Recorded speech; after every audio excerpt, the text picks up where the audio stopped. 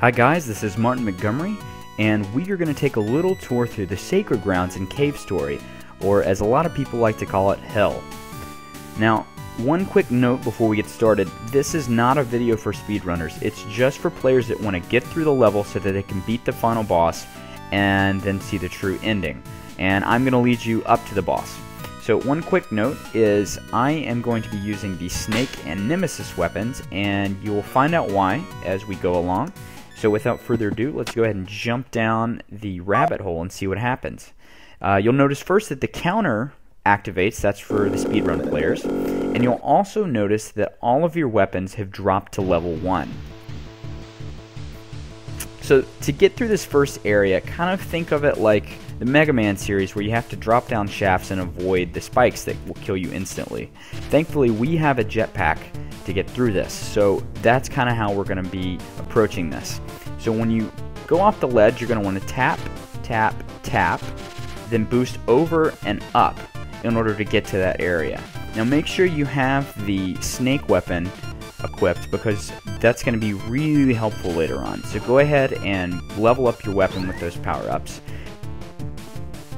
And when you get to this next area, you're just going to want to drop down and over. But leave a little bit of your boost left because there's a ledge down here that we have to boost to in order to stay safe right there. So once you get there, go ahead and grab the life capsule. And for this part, you're just going to drop off and boost over safely, where you'll find Curly lying on the ground. And she kind of jumps onto your back here.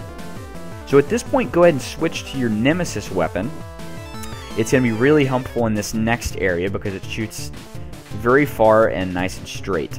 So in this next room, as soon as you get there, start boosting forward low and fast, shooting these enemies as you go forward. Don't worry too much if you get hit by the falling blocks because there's going to be an area where you can recharge your health. So once you get to the end, you'll drop into the next area. Now you'll notice a couple of things here.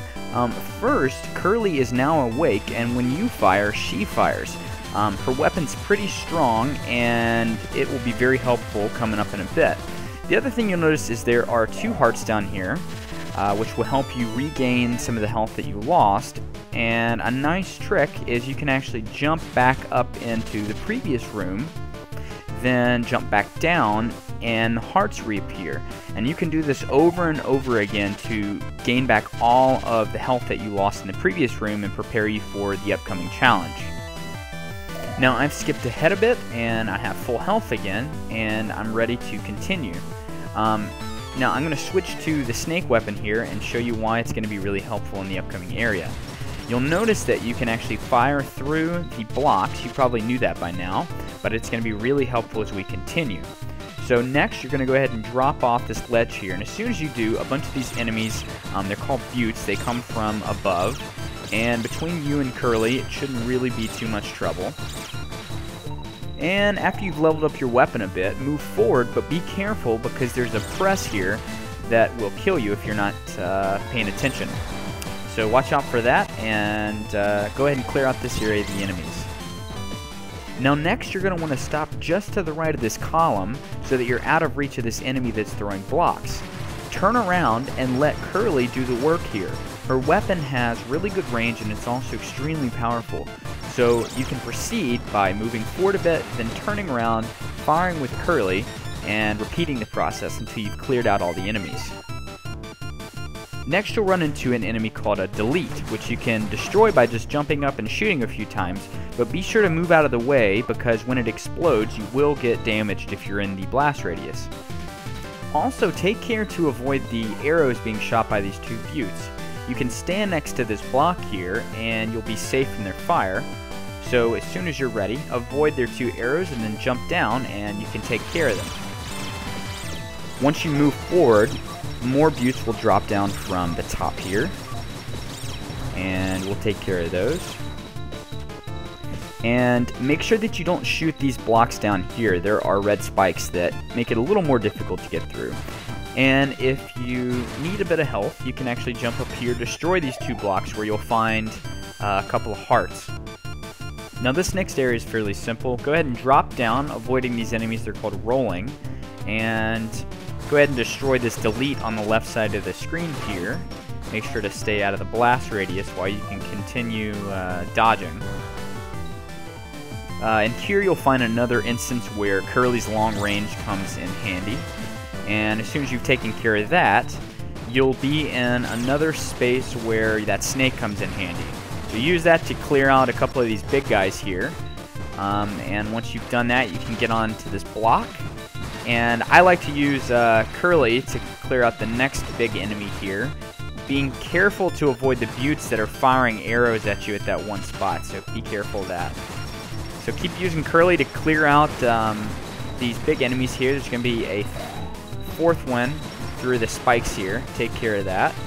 And once you've done that, you're in another prime spot to use that snake to fire up at these enemies above you. So go ahead and take care of them. I'm going to have to jump a bit there.